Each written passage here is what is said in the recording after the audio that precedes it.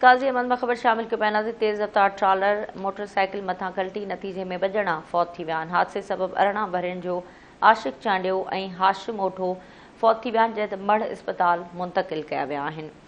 ज़िक्र कयो पिया नाज़रीन काज़ी अहमद खां, जिते तेज़ रफ्तार ट्रालर मोटरसाइकिल मथां चढ़ी वई, नतीजे में 2 ॼणा फौत थी विया आहिनि। हादसे सबबि अरिड़हं वरहनि जो आशिक़ चांडियो ऐं हाशिम ओठो फौत थी विया आहिनि।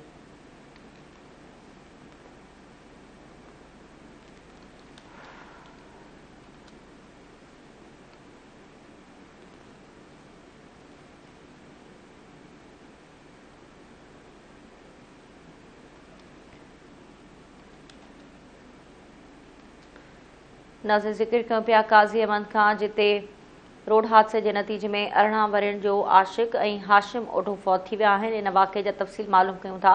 ज़ुल्फ़कार अली टांवरी असां सां लाइन ते मौजूदु आहे। ज़ुल्फ़कार, वाक़े बाबति अपडेट कजो।